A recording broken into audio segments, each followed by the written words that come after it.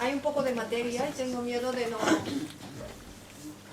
Buenas tardes, ya por adelantado, felices fiestas.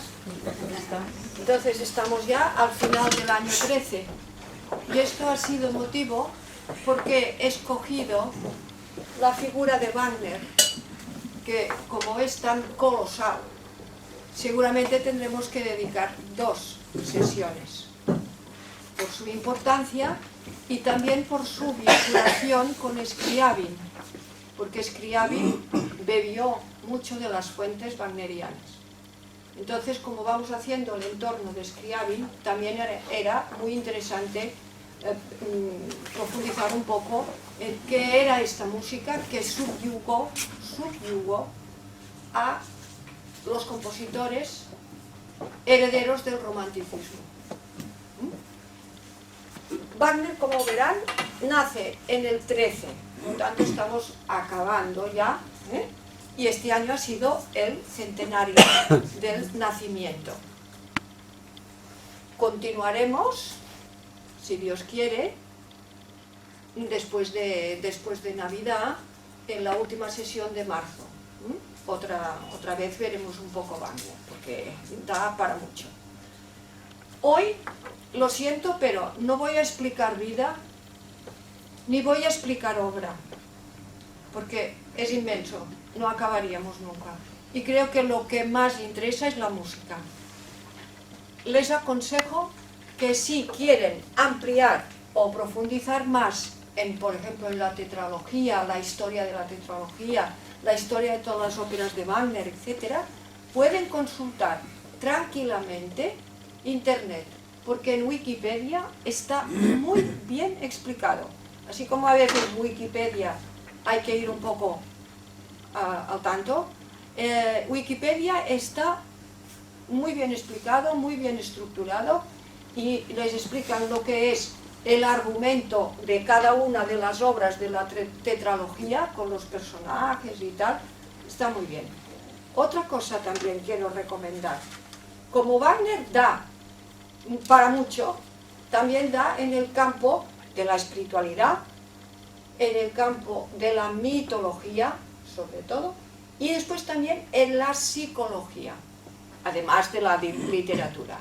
Es un pulpo, con unas garras que lo invade todo.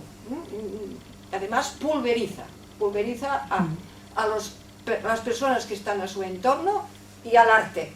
Es todo para él.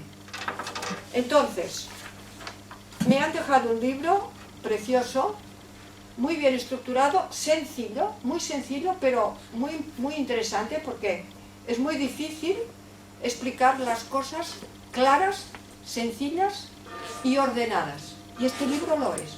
Y es un libro de psicología. Entonces, se llama El Anillo del Poder, por si a alguien le interesa. Yo, como me lo han dejado, pienso que puede ser del interés de alguien. La autora es Jean Sinoda Bolen. Jean Sinoda Bolen. Y es una interpretación de ese ciclo del anillo de los Nibelungos desde el punto de vista de la psicología junguiana. es decir, desde el punto de vista de los arquetipos. La figura del padre autoritario, la familia, trata mucho la familia disfuncional, la madre abandonada, resentida, que proyecta su resentimiento a los hijos, y después un hijo abandonado, que es Siegfried, y ella hace un estudio psicológico de cada personaje. Yo he pensado que podía ser del interés de alguien, entonces esto lo digo ya como primera. Bien, continuemos. Hemos dicho que nace en el 13 y muere en el 83, por lo tanto abarca todo el siglo XIX, que es el siglo del romanticismo. Romanticismo literario, romanticismo musical, romanticismo pictórico, todo el romanticismo. ¿Qué pasa el romanticismo? Espíritu exaltado. Exaltan el espíritu creador. Exaltan la naturaleza. La naturaleza es divina para ellos, y después la voluntad del individuo frente a una sociedad ya burguesa. Frente a esto está el artista, el genio, que se afirma delante de esta sociedad. Por lo tanto, Wagner es el prototipo del genio que se exalta a sí mismo, Él pasa por encima de todo. Y entonces es el típico músico y poeta. Músico, poeta y escritor también. Escribe sus pensamientos, sus obras, y escribe los libretos de sus óperas. Esto es muy importante. Antes hablábamos con José Manuel. Escribe los libretos, es decir, las óperas tienen personajes y tienen texto, mucho texto. Este texto él lo pone en forma de poesía. Por lo tanto, él escribe todo el texto. Escribe todo. Una vez ha compuesto el texto, entonces compone la música.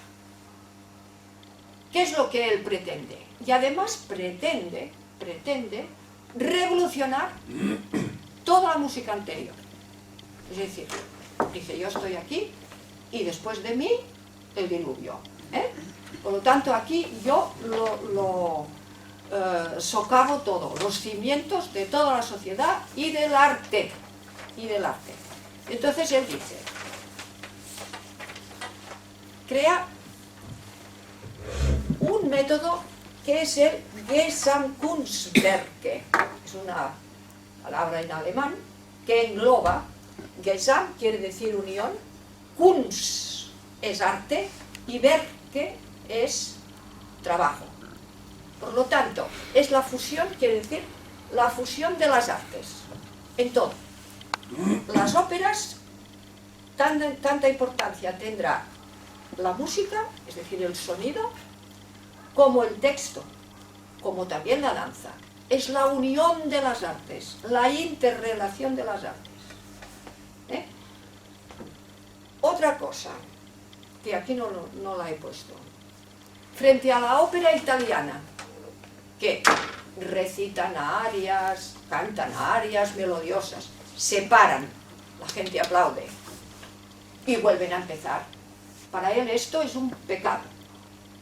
No quiere silencios, no quiere reposos, no quiere rupturas. Él dice que si un personaje canta y está muy triste y después la gente aplaude, se ha ido todo al traste. Toda la emoción se ha ido al traste. Por lo tanto, él lo que quiere, ¿qué quiere? Una fluidez continua. Una fluidez continua. Para que no hayan esas rupturas, esos vacíos. Por lo tanto, es una música infinita. Esto lo crea, y me va muy bien para enlazar con el título de hoy, que habíamos dicho, la melodía, línea y color, ¿Cómo lo enlaza? Con la melodía infinita. ¿Qué es una melodía infinita? Y él encuentra un método que él llama Grundthema, quiere decir motivos profundos, melodías profundas. ¿Qué son estas melodías profundas? Son los Leitmotiven. Los Leitmotiven. Yo, bueno, hace años que me dedico a estudiarlos, porque lo voy a ir cogiendo de diferentes épocas. Esto es una pequeña muestra. Esos motivos caracterizan personajes. Hay el motivo de Wotan, el motivo de Brunhilda, el motivo de la espada, el motivo de la tempestad, de la ira, de la pureza. Por lo tanto, caracterizan personajes, objetos, ideas, estados de la naturaleza. Describen tempestades, describen si sale el sol, el resplandor. Cada uno tiene. Y entonces esos motivos, cuidado, que es muy difícil, porque hay grandes especialistas que se han dedicado a estudiar esos motivos. Porque aunque aparece el motivo base, las notas básicas, aparece el motivo de las notas básicas, luego estos motivos se transforman, se engrandecen, disminuyen, depende del color orquestal, les da un sentido, les da otro. Y Wagner pretendía que todos los que le escucharan sus óperas conocieran a fondo y de memoria, porque él, puestos a pedir, pedía mucho. Pedía que todo el mundo conociera esos motivos de memoria, que hay muchísimos, cuentan como unos 1000 en la tecnología, Pues para cuando sale el personaje, Siegfried, Wotan, Fricka, Brunhilda, tú, la orquesta ya te anuncia, por medio de la melodía, que la caracteriza. Y entonces tú ya sabes, porque interviene. Entonces, ¿qué hace la orquesta?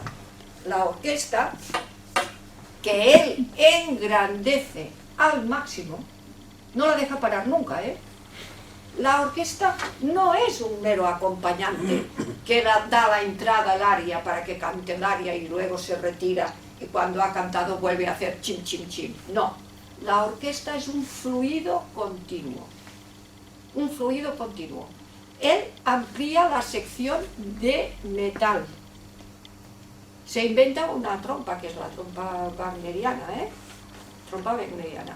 Y la tuba wagneriana, bueno, la tuba, los trombones también, utiliza las tubas más graves, los contrafagots, juega mucho con los timbres orquestales, desde los más graves hasta los más suaves. Claro, ¿esto qué le da? Un juego. Un juego para crear emociones intensas o emociones etéreas, depende. Pero la orquesta, los instrumentos, participan de la acción. ¿Qué diferencia? Entre lo que acompaña a lo que participa, que siente, que es emotiva, que anuncia, y esto sí se fijan, lo que pasa es que no nos fijamos. Cuando miramos las películas de cine, las bandas sonoras, es una copia literal del método wagneriano. Cuando salen los violines sabemos que la parejita se declarará el amor, ¿no? Cuando salen sonidos así misteriosos y tal, sabemos que, los violines que chirrían en psicosis es que alguien va a matar a alguien, ¿no? ¿Sí? ¿Te recuerdan aquel chirrido de los violines? Pues esto es copia literal de Wagner. ¿Por qué? Porque muchos de esos músicos que eran de la escuela de Viena, educados en el sistema wagneriano, durante la Segunda Guerra Mundial o antes ya, emigraron a Hollywood, muchos de ellos, y entraron en el cine. Y allí construyeron las bandas sonoras del cine. Y no se han fijado que algunos personajes también tienen su melodía. Pues esto. Lo que pasa es que cuando miramos películas, generalmente yo sí que lo hago, porque no puedo obviar de estar atenta a la música, ¿no? Pero a veces que hago comentarios musicales, la gente me mira con una cara diciendo, porque no estamos acostumbrados a seguir el discurso musical, que es de base y a veces subliminal. Subliminal quiere decir que no nos damos cuenta, pero ahí hay un sonido que nos va guiando, que no es más que estos motivos guía, que son los leitmotivs. Bueno, ahora ya vamos a empezar a escuchar. Tenemos la tetralogía, quiere decir 4. Hoy es lo que trabajaremos, porque tiene otras óperas también Wagner. Wagner trabajó mucho, Estos son 17 horas de música. Y empleó 26 años de su vida.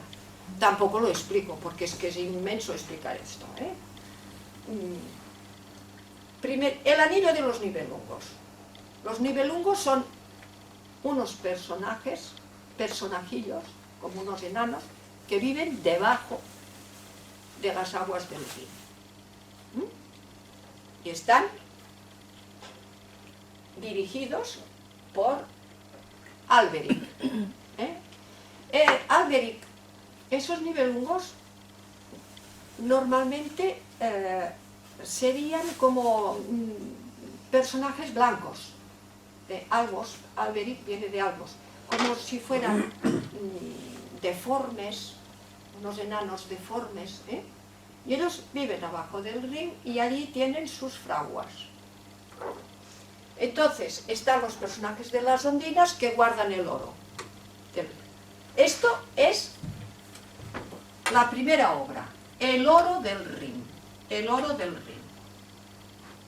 ¿Vale? El Rin es el río que significa mucho para Alemania.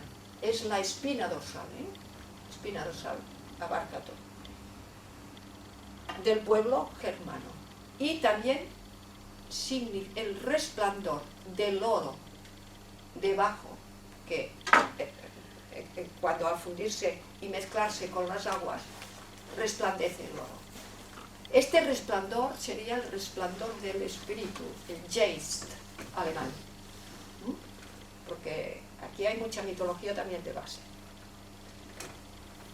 Por lo tanto, no es extraño que haya algún personaje que no tenía que haber existido, pero que se inspiró en estas cosas también, Y ya ven por dónde voy. Entonces tenemos el oro que está debajo del Rin. Si este oro permanece inmutable, así nada se toca, no pasa nada. Pero si este oro se codicia o se quiere robar o pasa algo, el oro entonces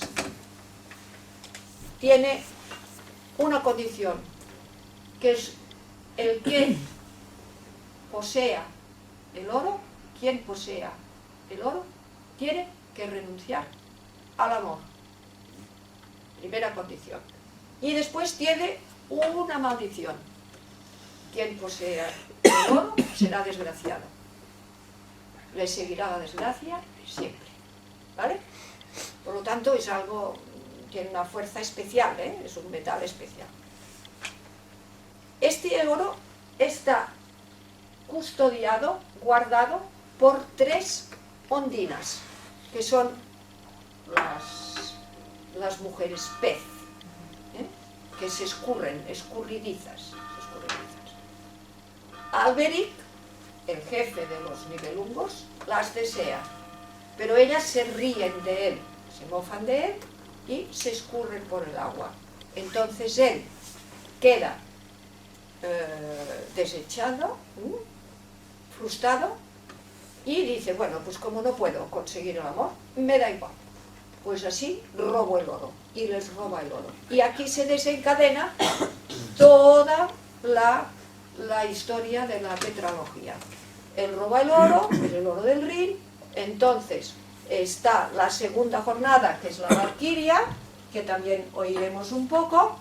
Votan el padre de los dioses, que también quiere poseer el oro, y este oro va pasando de personaje en personaje, pero cada vez que un personaje, aunque sea un dios, lo consigue también la desgracia, ¿vale? Y se acaba, Sigfrido sería el héroe puro de la naturaleza, que también tiene que matar al dragón, que tiene el oro, etc. No me voy a extender en esto. Y al final está el Götter Damerung. Götter son los dioses, Damerung el ocaso. Por tanto está al final el ocaso de los dioses, donde aquí mueren. Ya les digo que toda esta historia está bien estructurada y resumida en Wikipedia, pueden leer. Ahora vamos ya a escuchar la música para que se den cuenta de lo que significa Wagner en su tiempo, en el romanticismo, y lo que esta música nos puede aportar. Empezaremos con el oro del Rin, con un sonido base, que en música se llama un pedal. Un pedal es una nota que se aguanta, y la aguantará un contrafagot muy bajo, aguantará el sonido todo el rato, mientras el agua va ondeando, y las ondinas, las tres ondinas, las mujeres pez, sirenas, pero sirenas de río, van deslizándose y van danzando. Por lo tanto, en el escenario salen las tres ondinas que van danzando dentro de las aguas. Entonces Alberic se acerca y quiere conseguirlas, pero ellas se escurren.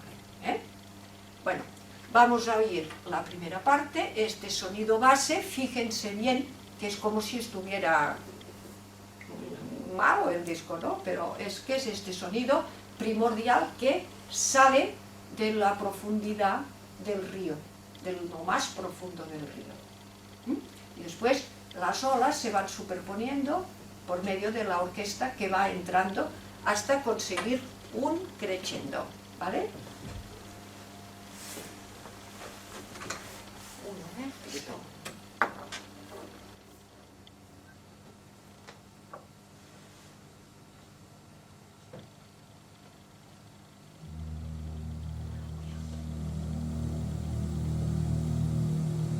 ¿Se aguanta? Es el sonido sonido primordial.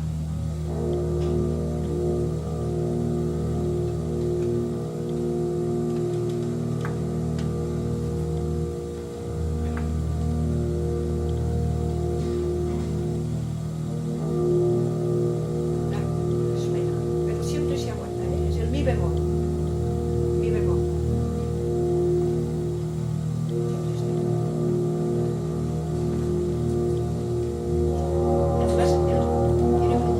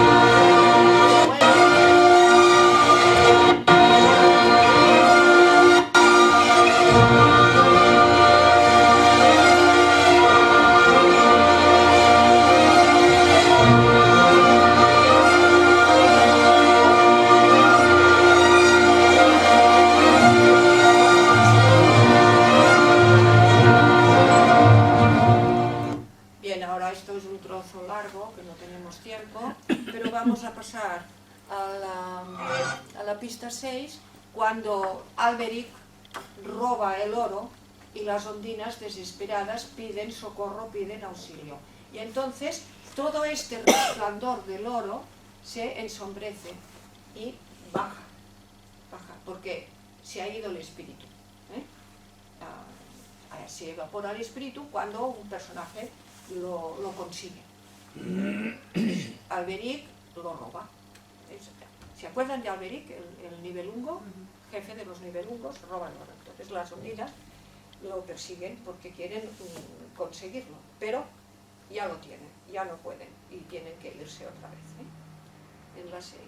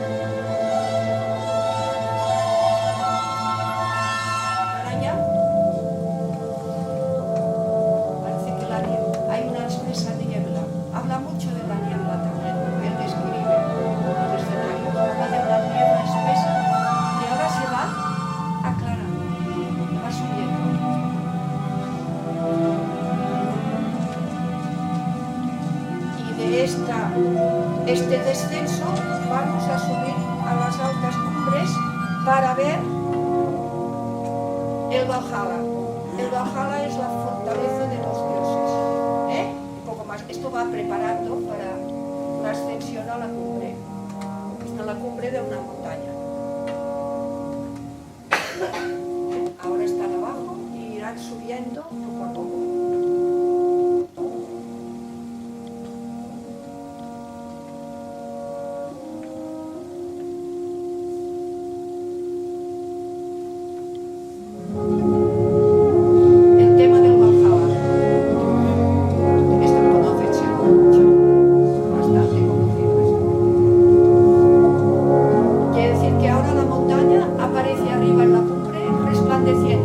Como si fuera de cristal, en muchos cuentos y escenarios así románticos, como estos que ponen ahora, pero más románticos, lo ponían como resplandeciente de cristal.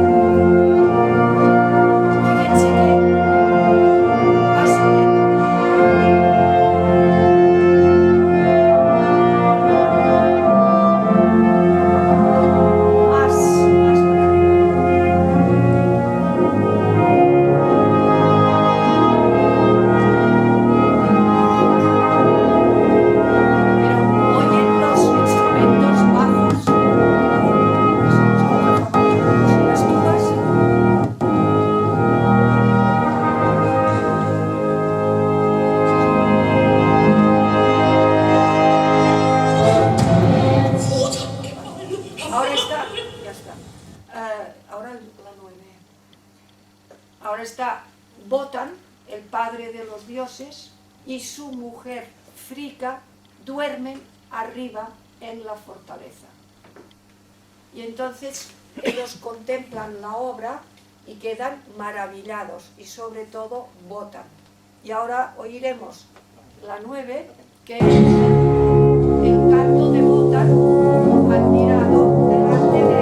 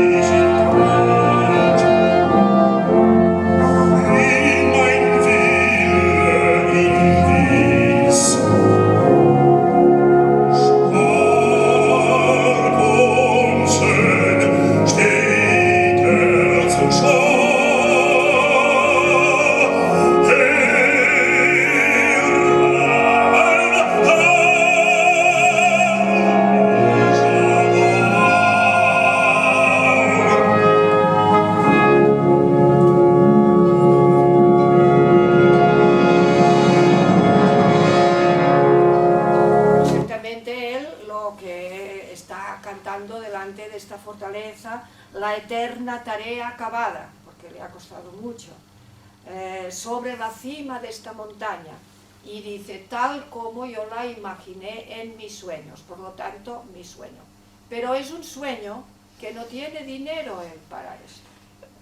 Y entonces están los constructores, que son dos gigantes, que vienen, que es los que vienen a cobrar lo que han construido, y él no puede pagarles. Y entonces ocurren muchos acontecimientos, y al final decide ir a buscar el oro que ha robado Alberín. Pero para esto tienen que descender al río. Y con ayuda del dios Loge, que es el Loki de los daneses, entonces bajan los dos al Rin a buscar el oro. Y esto, claro, no podemos ponerlo porque sería mucho. Entonces, ahora vamos a pasar a escuchar un poco la Valquiria, porque sí, ahora ya podemos sacar este. y escucharemos la Valquiria. Mientras, el número 1. Exacto. Aquí hay la descripción de una tempestad. Esto es, la Valquiria es la segunda ópera de la tetralogía y empieza con una tempestad muy bien descrita. Y así como en el Oro del Rin tienen más protagonismo casi los metales, aquí tiene mucho protagonismo la cuerda que describe el movimiento de la tormenta, de la tempestad. Cortito, porque luego pasaremos a la historia de la Valquiria.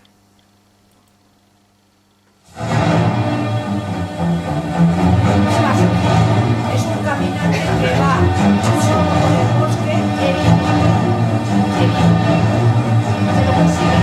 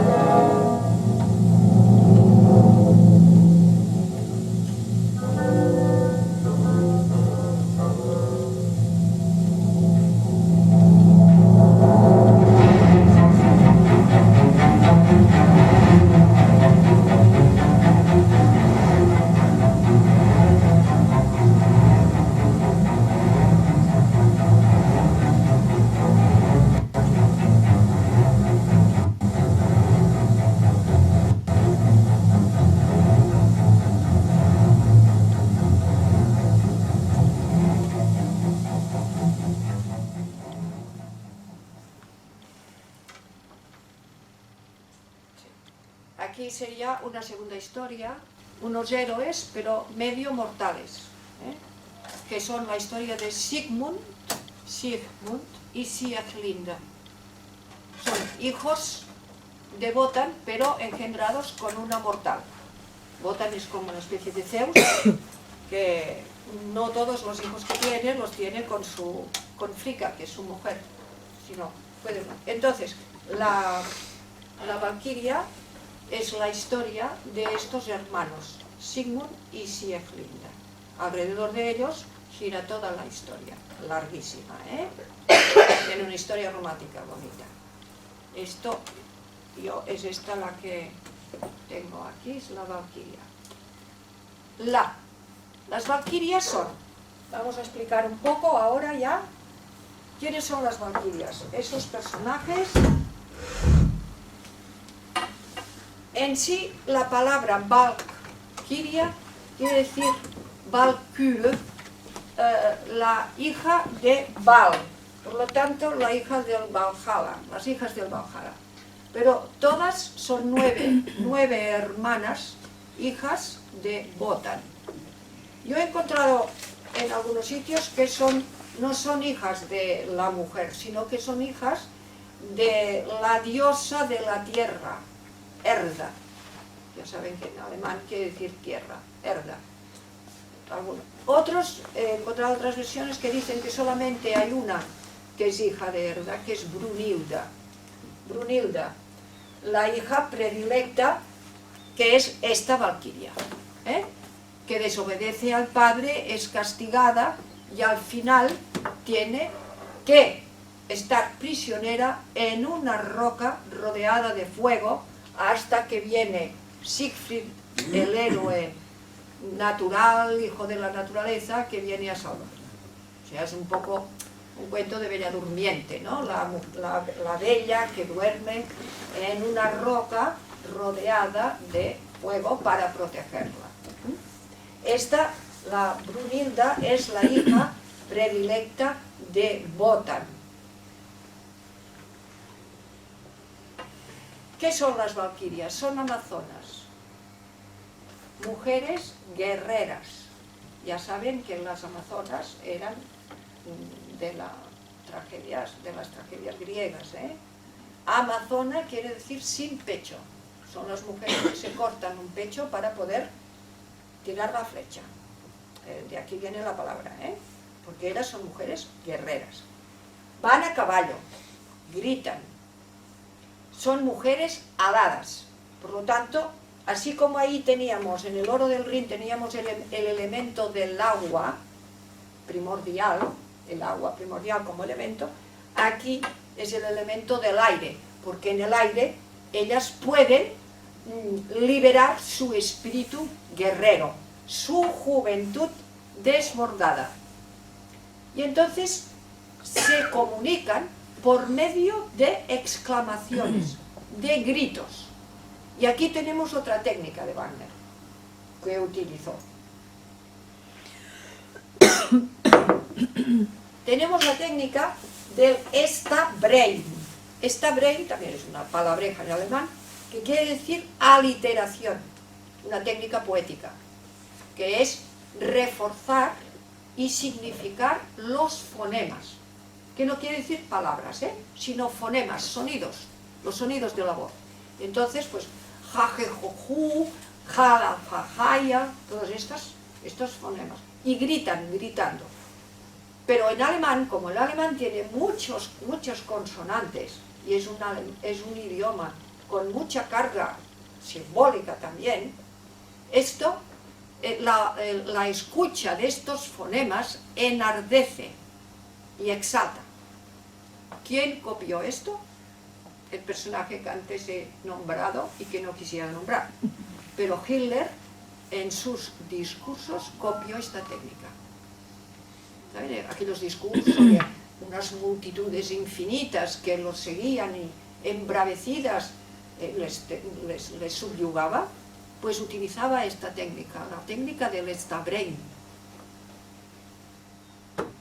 A veces a mí me da como un poco de cuando oigo las óperas alemanas,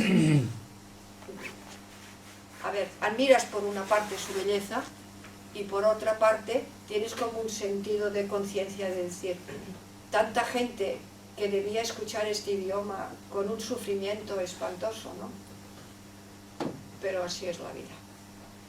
La técnica de la aliteración. Entonces, las valquirias, hijas de Vala, una naturaleza exuberante que se desborda, y son las encargadas de recoger los héroes del campo de batalla en las grupas de sus caballos, los arrastran y los transportan al Valhalla.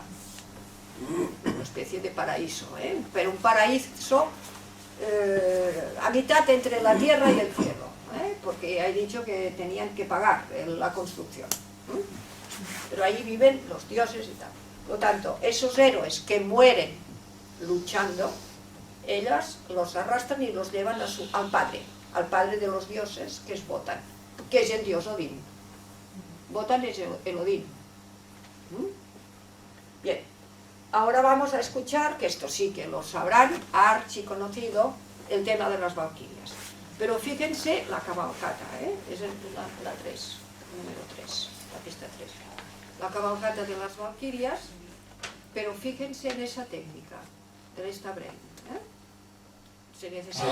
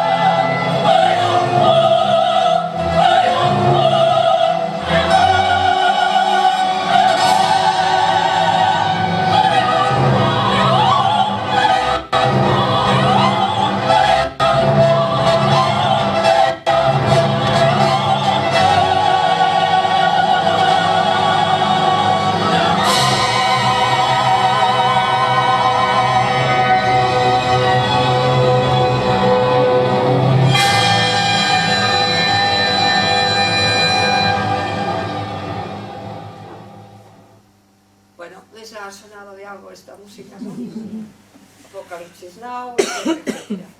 Bueno, pero allí hay solamente un fragmento. Hemos puesto unos 8 minutos, me parece que dura esta cabalgata. Son las hermanas que gritan y se les une Brunilda, que es la predilecta de su padre. Después de aquí vendrá ya cuando aquellos dos personajes que les he nombrado al principio, Sigmund es asesinado por el marido de Sieglinde. Entonces, como Brunilda quiere proteger al hermano, el padre la castiga, porque considera que Wotan ha hecho un juramento a su mujer Frigga que castigará el incesto entre Sigmund y Sieglinde. Y entonces, como Brunilda protege al hermano, el padre la castiga y la desprotege de su... Brunilda quiere decir coraza. Ella está protegida por una coraza de divinidad. Entonces él la desprotege y dice, pues mira, desde ahora tú serás ya parte del mundo, ya no tendrás atributos divinos. Y ella le pide que la duerma en esa roca envuelta de fuego hasta que venga un ser puro a liberarla. Y así acaba la ópera de la Valquiria. Entonces viene Sigfrido, etc. ¿Vale? Y aquí hemos acabado la primera sesión wagneriana. Bueno, preguntas, si hay alguna intervención. ¿Qué les ha parecido? Estupendo. ¿Sí? Me interesa. Sí. Yo lo que había oído decir es de que en las óperas de Wagner Sí. la voz, dicen que es de las pocas óperas en que la voz es un instrumento más. Es que es un instrumento más. Sí, sí. La voz es un instrumento. Así como en Verdi y Es que tal. hay esa fusión entre instrumento y voz. Entonces a veces esas mismas imitan instrumentos. ¿Sí? Exacto, sí. Hacen esas aliteraciones, esos fonemas. Sí, sí. Lo exploró todo Wagner. Y después construyó y compuso la gran tetralogía. Ya les he dicho que duraba 17 horas. Pero entre esta composición paró 12 años y también escribió otras óperas. Y antes había escrito otras. El buque fantasma, antes de la tetralogía. Fue de las primeras óperas que utilizó la técnica del leitmotiv. Porque hay un canon. ¿Han oído hablar de Bayreuth? Bayreuth es una ciudad, bueno, ahora ciudad-pueblo, pero ciudad alemana, donde Luis de Baviera ayudó a Wagner a construir un teatro de ópera, exclusivamente para oír óperas de Wagner. Pero allí hay un canon que lo ha impuesto mucho la familia de Wagner, porque de ahí están las nietas, están allí. Y las óperas que no tienen, primero de todo escribió las hadas, la boda y esto, pero no tenía la técnica del leitmotiv. Solamente aceptan las técnicas del leitmotiv. Y empezaríamos con el buque fantasma, que hay pequeños ya hay unos cuantos leitmotivs. Después está Tannhäuser. Estos son dos óperas antes de la tetralogía. La tetralogía, como lo escribió con tantos años, pudo conseguir ya la perfección, ¿no? Y después, entre la mitad de la composición, escribió Tristán y Isolda, en honor a la señora Wasendorf, de la cual se enamoró perdidamente, y el marido le proporcionó una torre para vivir, porque vivían al lado, ¿no? Y entonces, esta señora era poetisa y tal. Y en honor de Matilde Wasendorf, que escribió una serie de lieders, que son muy bonitos. Lieders son canciones, pero acompañadas. Lieders, y después escribió la ópera Tristán e Isolda. Más tarde los maestros cantores, pero Tristán y Isolda. Tristán y Isolda hay un acorde que se llama el acorde de Tristán, que son cuartas seguidas, que a partir de ese acorde cambió toda la concepción de la armonía occidental. Prueben subir por terceras, a partir de Fa. Hay un tritono, Fa, Si, Re, sostenido y Sol sostenido. Es el acorde de Tristán. Si lo buscan también lo encontrarán, está bastante bien explicado en Wikipedia. El acorde de Tristán. Sobre allí, pues muchos músicos, y entonces no es extraño que Scriabin también se fundaba en los acordes de cuarta. Scriabin es el acorde místico, ¿se acuerdan? Que lo explicaba el año pasado. Pues esto es a partir de Tristán y Isolda. Y finalmente escribió Parsifal. De aquí vino que Nietzsche, el filósofo, se separó de Wagner porque dijo que era una parodia cristiana. Parsifal es el buscador del Santo Grial, que va a buscar. Esto es la última ópera,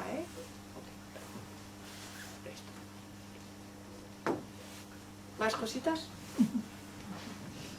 Todo se hace muy corto. Todo se hace corto. Y bueno, hablaríamos y hablaríamos. Yo he procurado ir restringiendo, pero...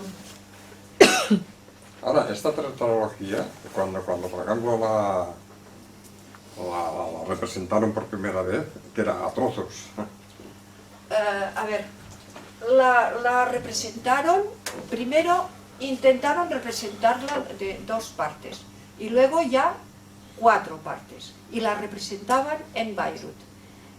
Bayreuth, se escribe Bayreuth.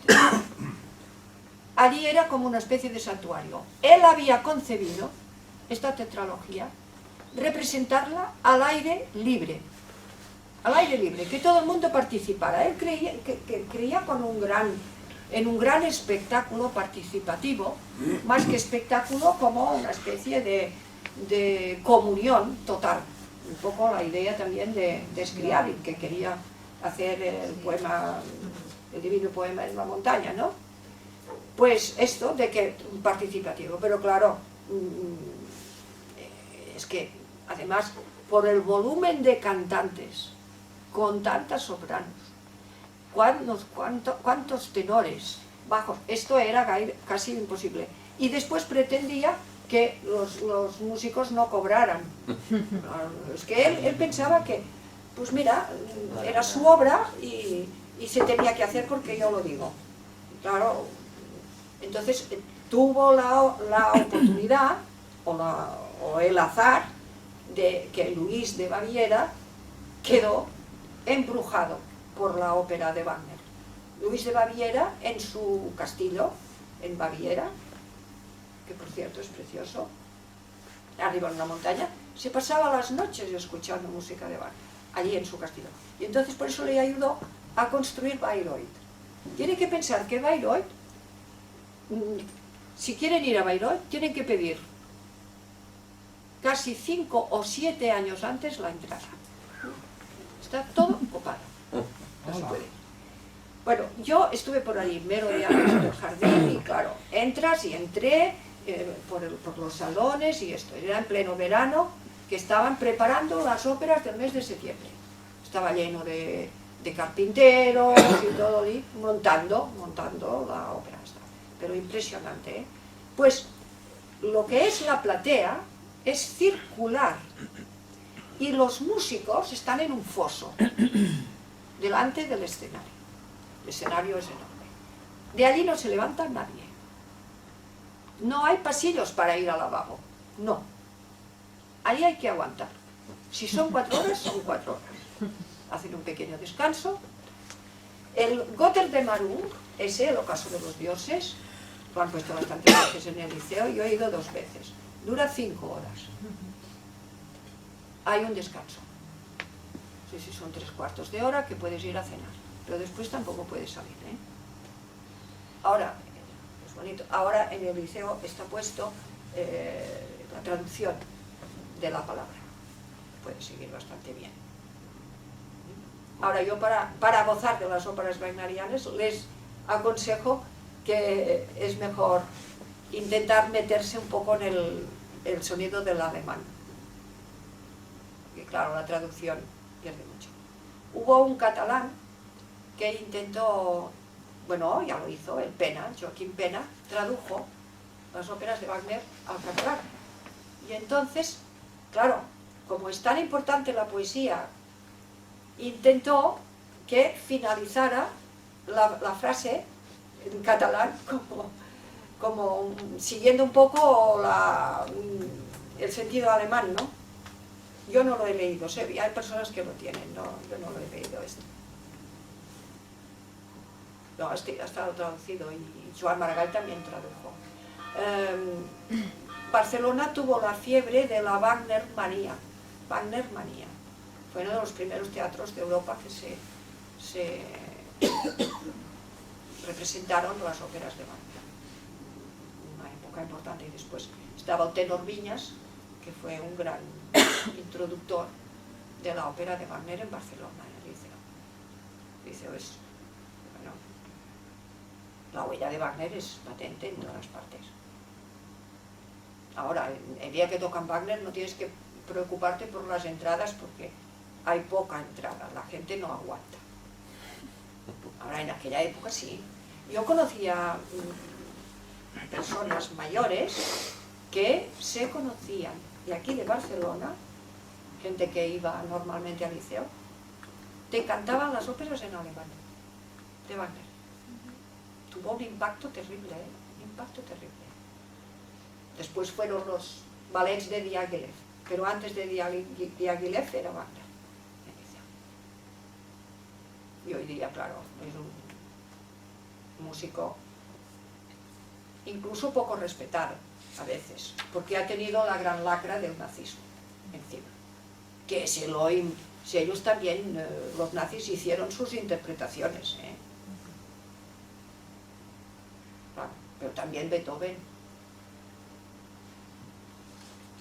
Un día yo recuerdo, un amigo mío de Hamburg, no sé, puse la marcha fúnebre de la tercera de Beethoven, de la heroica, y se puso, uy, cuidado, no pongas esto, que los nazis lo ponían cuando alguien en las comitivas de los cortejos fúnebres.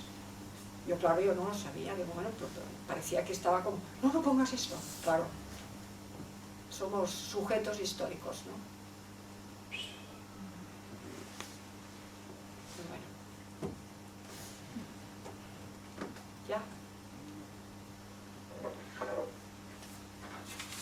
Ya les digo que